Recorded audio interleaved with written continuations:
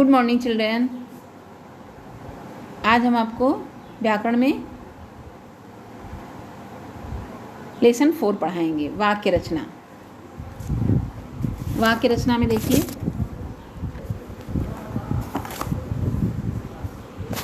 वह जाता है अपने अमर घर।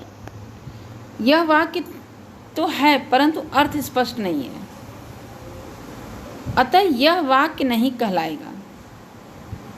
शब्दों के सार्थक और व्याकरणिक तरीके से व्यवस्थित समूह को वाक्य कहते हैं। वाक्य किसे कहते हैं? शब्दों के सार्थक एवं व्याकरणिक तरीके से व्यवस्थित समूह को वाक्य कहते हैं। जैसे अमर अपने घर जाता है, यह आपका वाक्य हुआ। जिस प्रकार वर्णों के सार्थक मेल से शब्द बनते हैं, उसी प्रकार शब्दों के सार्थक मेल से वाक्य बनते हैं। वाक्य के 2 मुख्य अंग हैं, उद्देश्य और विधेय। इसके 2 मुख्य अंग हैं, उद्देश्य और विधेय। उद्देश्य तथा विधेय को मिलाकर ही एक पूरा वाक्य होता है। क उद्देश्य, जिसके बारे में कोई बात कही जाए उसे उद्देश्य कहते हैं। जैसे नीरज आया, नीरज के बारे में बात कही गई है, यहाँ उद्देश्य नीरज है क्योंकि हम नीरज के बारे में बता रहे हैं। अन्य उदाहरण देखिए, विजय गाना गा रहा है, इस वाक्य में विजय उद्देश्य है।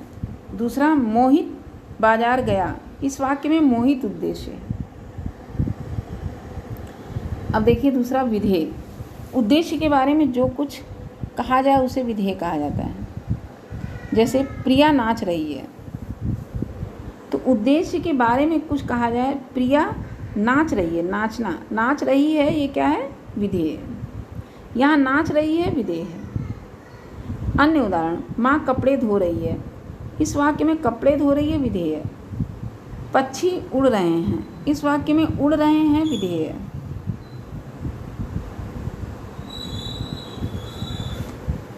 इसे समझिए, अध्यापक पढ़ा रहे हैं, जैसे उद्देश्य अध्यापक और विधेय पढ़ा रहे हैं। वाक्य के प्रकार। रचना के आधार पर वाक्य के 3 भेद होते हैं या 3 प्रकार होते हैं: सरल वाक्य, संयुक्त वाक्य और मिश्रित वाक्य। पहला सरल वाक्य देख लीजिए। जिस वाक्य में एक ही विधेय होता है उसे सरल वाक्य कहते हैं। जैसे मोहन जा रहा है, इस वाक्य में मोहन उद्देश्य है तथा जा रहा है विधेय है। सरल वाक्य में एक या एक से अधिक उद्देश्य हो सकते हैं। जैसे मोहन और ईशा पढ़ रहे हैं, ये क्या है? उद्देश्य एक से अधिक भी हो सकते हैं। संयुक्त वाक्य। जिस वाक्य में 2 या 2 से अधिक स्वतंत्र उपवाक्य हों उसे संयुक्त वाक्य कहते हैं। जैसे समानाधिकरण, समुच्चय बोधक, अव्यय, इन उपवाक्यों को जोड़ते हैं। संयुक्त वाक्य जैसे समझिए इसको, जिन वाक्य में 2 या 2 से अधिक स्वतंत्र उपवाक्य हों उसे संयुक्त वाक्य कहते हैं। समानाधिकरण, समुच्चयवाचक, समुच्चय बोधक, अव्यय, इन उपवाक्यों को जोड़ते हैं। जैसे अध्यापिका कक्षा में आई और घंटी बज गई। दूसरा, नौकरानी घर आई लेकिन काम करके नहीं गई। इन वाक्यों में 2 उपवाक्य हैं तथा 2 समुच्चय बोधक। अव्ययों और लेकिन, ये अव्यय हैं, से जुड़े हैं, अतः वे संयुक्त वाक्य हैं। लेकिन और उन्हें जोड़ते हैं, लेकिन और उसे जोड़ रहे हैं, इसलिए यहाँ संयुक्त वाक्य है। उपवाक्य और समुच्चय वाक्य दोनों जोड़ते हैं, आपस में जोड़ने का काम कर रहे हैं। अव्यय क्या है? और लेकिन। मिश्रित वाक्य। जिन वाक्य में एक मुख्य उपवाक्य और अन्य आश्रित उपवाक्य हैं उसे मिश्रित वाक्य कहते हैं। इन्हें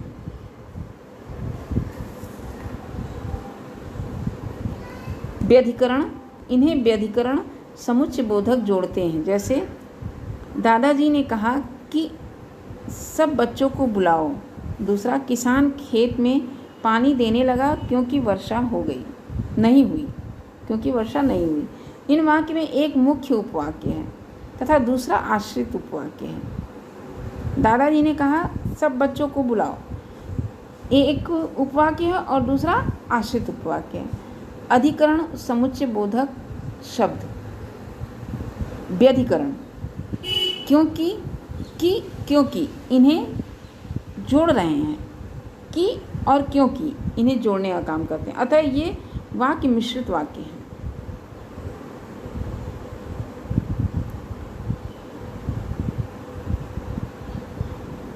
समुच्चय बोधक वाक्य क्या कहते हैं? इन्हें जोड़ने का काम कर रहे हैं। अर्थ के आधार पर वाक्य के 8 भेद हैं।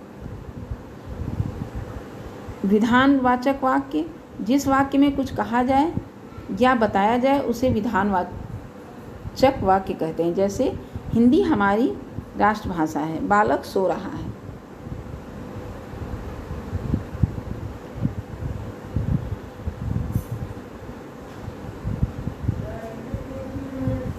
इस वाक्य में कुछ कहा जा रहा है या बताया जा रहा है, जैसे हिंदी हमारी राष्ट्रभाषा है, हम बता रहे हैं, बालक सो रहा है, ये भी बताया जा रहा है।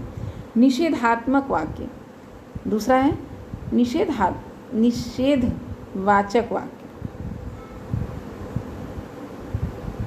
जिस वाक्य से किसी बात का करना या होना न पाया जाए उसे निषेधवाचक वाक्य कहते हैं। जैसे वह चल नहीं सकता, आज मैं नहीं खेलूँगा। जिस बात का करना या होना न पाया जाए उसे निषेधात्मक कहते हैं।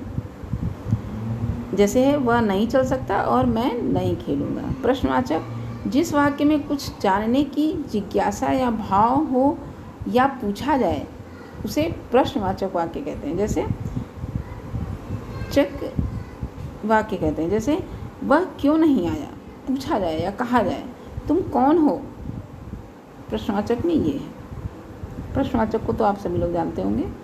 आज्ञावाचक वाक्य, जिस वाक्य में आज्ञा दिया जाए, आज्ञा, आदेश, अनुमति का भाव प्रकट होता है उसे आज्ञावाचक वाक्य कहते हैं। जैसे आप चुप रहिए, आज्ञा दिया जा रहा है कि आप चुप रहिए।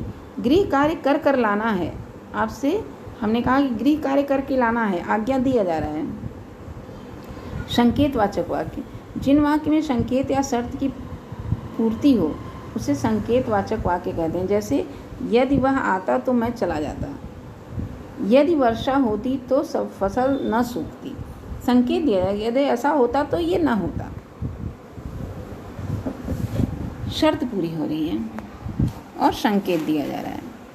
संदेहवाचक वाक्य, जिस कथन के संदेह या संभावना का भाव हो उसे संदेहवाचक वाक्य कहते हैं। जैसे शायद वह कल मेरे घर आए, अब तक रमेश जा चुका होगा। शायद वह कल मेरे घर आए, अब तक रमेश जा चुका होगा। यह संभावना और संदेह है।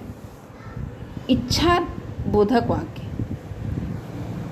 जिन वाक्यों में कोई इच्छा, आशा, शुभ कामना का भाव हो उन्हें इच्छावाचक वाक्य कहते हैं। जैसे आप दीर्घायु हों,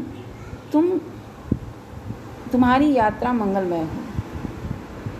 शुभ कामना दिया जा रहा है, किसी की इच्छा, कोई इच्छा पूर्ति हो रही है।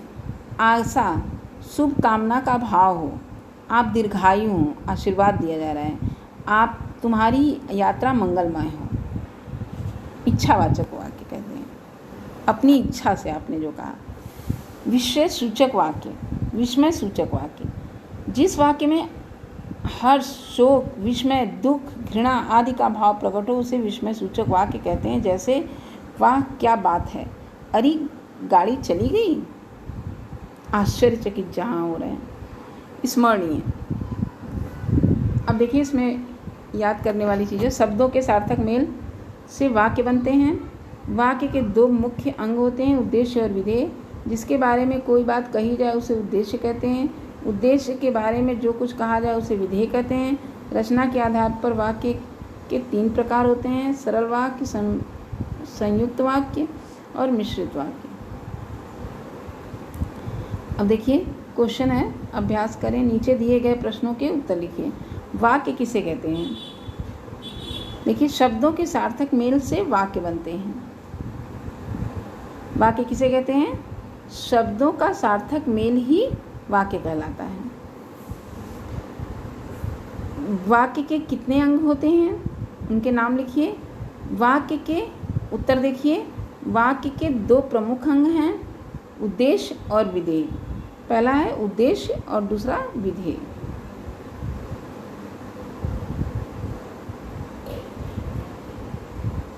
नीचे दिए गए वाक्यों में उद्देश्य और विधेय को अलग करिए।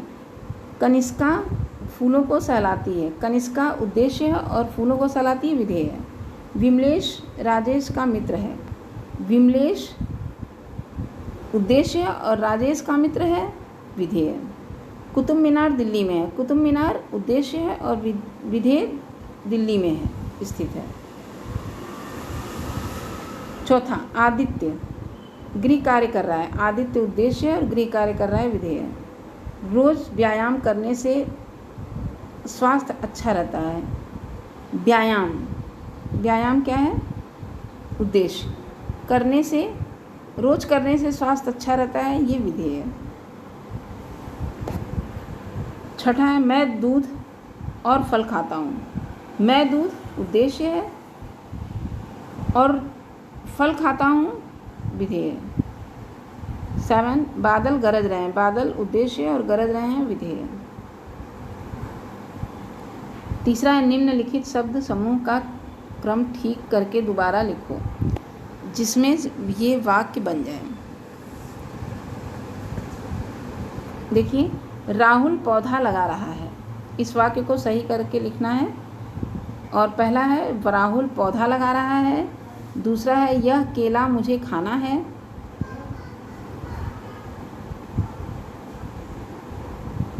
तीसरा है, चिड़ियाँ चहचहा रही हैं। चौथा है, विद्यालय की कल छुट्टी है। पांचवा है, असहाय की मदद करनी चाहिए। चौथा है, सही वाक्य पर सही का और गलत वाक्य पर गलत का चिन्ह लगाएं।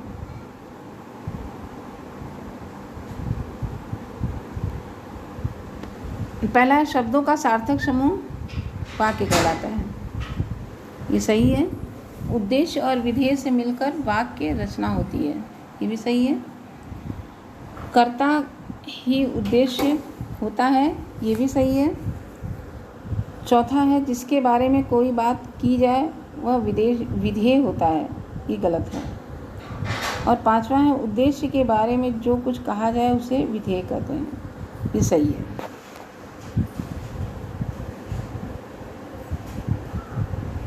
बहुविकल्पी प्रश्न।